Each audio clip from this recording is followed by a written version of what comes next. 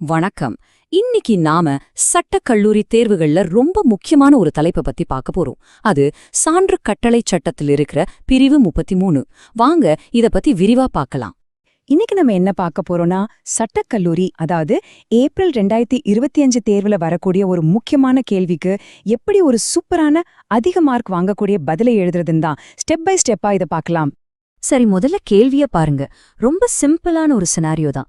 ஜனகான ஒருத்தர் கொலை வழக்குல சாட்சியா இருக்காரு. அவரு சுருக்க முறையற்ற விசாரணையில சாட்சியம் சொல்லிட்டாரு. ஆனா வழக்கு மேல் நீதிமன்றத்துக்கு வரும்போது பார்த்தா ஜனகா இறந்துட்டாரு. இப்போ கேள்வி என்னன்னா, ஜனகா ஏற்கனவே சொன்ன அந்த சாட்சியத்தை இப்போ மேல் நீதிமன்றத்துல பயன்படுத்த முடியுமா முடியாதா? இதுக்கு பதில் எங்க இருக்கு தெரியுமா? ஆமா, சான்று கட்டளை சட்டத்தோட பிரிவு 33ல தான்.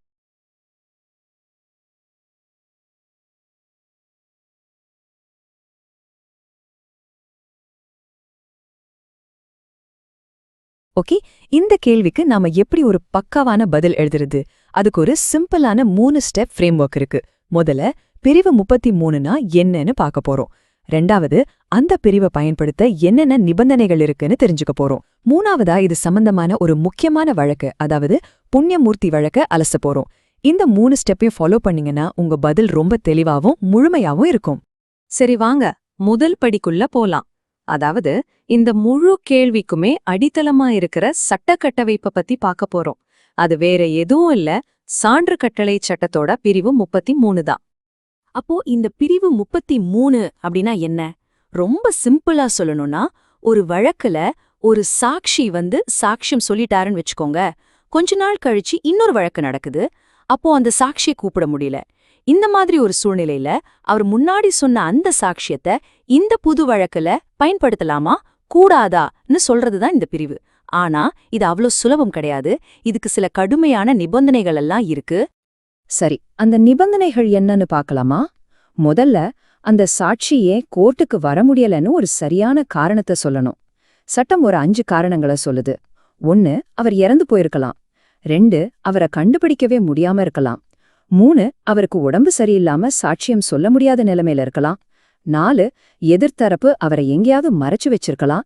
இல்லைன்னா 5வதா, அவரை கோர்ட்டுக்கு கூட்டிட்டு வர்றதுக்கு ரொம்ப செலவாகும், இல்லைன்னா ரொம்ப நாளாகும்னாலும் சரி. இதுல ஏதாவது ஒரு காரணம் கண்டிப்பா இருக்கணும். இதுதான் முதல் கட்டம். ஆனா நில்லுங்க, இதோட முடிஞ்சிருச்சுன்னு நினைக்காதீங்க. இந்த 5ல ஒரு காரணத்தை நீங்க நிரூபிச்சிட்டீங்கனாலே போதும்னு அர்த்தம் இல்ல. இது வெறும் முதல் படிதான். இதை விட ரொம்ப ரொம்ப முக்கியமான 3 விதிகள், அதாவது ப்ரொவைசோஸ் இருக்கு. அந்த 3ஐயும் நீங்க திருப்தி செய்யலைன்னா அந்த பழைய சாட்சியத்தை கோர்ட் பக்கத்திலேயே சேர்க்காது. அது என்ன அந்த 3 விதிகள்னு பார்க்கலாமா? ஓகே, இப்போ அந்த 3 முக்கியமான விதிகளை பார்ப்போம். இதுதான் பிரிவு 33ஓட ஆன்மாவே. விதி, 2 வழக்குகளும் ஒரே தரப்பினருக்கு இடையில நடந்திருக்கணும். இரண்டாவது, இது ரொம்ப முக்கியம், வழக்கு நடந்தப்போ எதிர்த்தரப்புக்கு அந்த சாட்சிய குறுக்கு விசாரணை செய்ய முழு உரிமையும் வாய்ப்பும் கிடைச்சிருக்கணும். இதுதான் நியாயமான விசாரணையின் அடிப்படை, இல்லையா? 3வது விதி, 2 வழக்குகளிலும் விசாரிக்கப்படுற சட்டப்பிரச்சனைகள், அதாவது தி கொஸ்டின்ஸ் இன் இஷ்யூ, ஏறக்குறைய ஒன்னா இருக்கணும். இந்த 3 கண்டிஷனும் ஒன்னா சேர்ந்தா மட்டும்தான் அந்த பழைய சாட்சியத்தை கோர்ட்டு ஏத்துக்கும். சரி, இப்ப நாம தேரியெல்லாம் பார்த்தாச்சு. ஆனா நிஜத்துல கோர்ட்டுல இது எப்படி வேலை செய்யுது, இந்த விதிகளை நீதிமன்றம் எப்படி பாக்குது, இத நாம தெளிவா புரிஞ்சுக்கிறதுக்கு ஒரு நிஜ வழக்க எடுத்து பார்ப்போம். அதுதான் 2019ல வந்த புண்ணியமூர்த்தி எதிர் சட்டமா அதிபர் வழக்கு. இந்த புண்ணியமூர்த்தி வழக்குல என்ன ஆச்சுன்னா, நம்ம தேர்வு கேள்வியில இருக்கிற மாதிரியே ஒரு சூழ்நிலை தான். ஒரு முக்கியமான சாட்சி வழக்கு விசாரணை நடந்துட்டு இருக்கும்போதே இறந்து போயிடுறாரு. உடனே அரசு தரப்பு என்ன பண்ணுதுன்னா, அவர் இதுக்கு முன்னாடி கொடுத்த வாக்குமூலத்தை எடுத்து பிரிவு 33 பயன்படுத்தி கோர்ட்ல தாக்கல் செய்றாங்க. இங்கதான் இந்த வழக்குல ஒரு பெரிய ட்விஸ்ட் வருது. நீதிமன்றம் ஒரு முக்கியமான தவற சுட்டிக்காட்டுது. அவங்க என்ன சொல்றாங்கன்னா, நீங்க இறந்து போன சாட்சியோட வாக்குமூலத்தை மட்டும் கொடுத்திருக்கீங்க.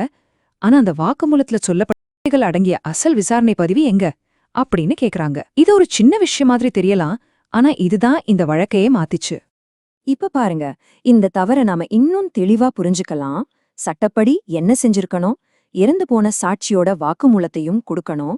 அதோட சேர்த்து அந்த உண்மைகள் பதிவு செய்யப்பட்ட அசல் விசாரணை பதிவையும், அதாவது ஒரிஜினல் ப்ரொசீடிங் ரெக்கார்டையும் கொடுக்கணும். ஆனா புண்ணியமூர்த்தி வழக்குல என்ன நடந்துச்சு? வாக்குமூலம் மட்டும்தான் கொடுக்கப்பட்டுச்சு. அந்த அசல் பதிவு கொடுக்கப்படல.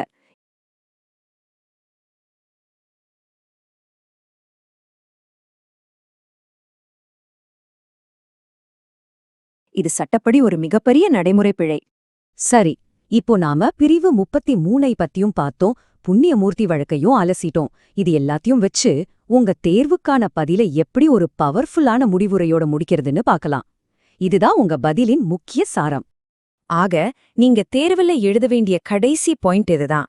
பிரிவு 33 பயன்படுத்தி ஒரு பழைய சாட்சியத்தை ஏத்துக்கிறதுக்கு ஒரு நீதிமுறை நடவடிக்கையில அந்த சாட்சியம் கொடுக்கப்பட்டிருக்கணும், அந்த சாட்சி இறந்து போயிருக்கணும். ஆனா அதோட முக்கியமா நம்ம பார்த்த அந்த 3 நிபந்தனைகளும், அதாவது வழக்கு ஒரே ஆட்களுக்கு நடுவுல இருக்கணும், குறுக்கு விசாரணைக்கு வாய்ப்பு இருந்திருக்கணும், சட்ட பிரச்சனையும் ஒன்னா இருக்கணும். இது எல்லாமே கச்சிதமா பூர்த்தி செய்யப்பட்டிருக்கணும். இதுதான் உங்க பதிலின் ஆணிவேர். சரி, இந்த முழு விளக்கத்தோட இறுதியில உங்க மனசுல பதிய வைக்க ஒரு கேள்வி. சட்ட புத்தகத்துல இருக்கிறத படிக்கிறது ஒரு பக்கம், ஆனா அத நிஜமான ஒரு வழக்குல கோர்க்குல எப்படி சரியா பயன்படுத்துறோங்கிறது தான் அசல் சவால் இல்லையா? அப்போ இந்த புண்ணியமூர்த்தி வழக்கு பிரிவு 33 நடைமுறையில பயன்படுத்துறத பத்தி நமக்கு கத்துக் கொடுத்த மிக முக்கியமான பாடம் என்ன? இத பத்தி கொஞ்சம் யோசிச்சு பாருங்க.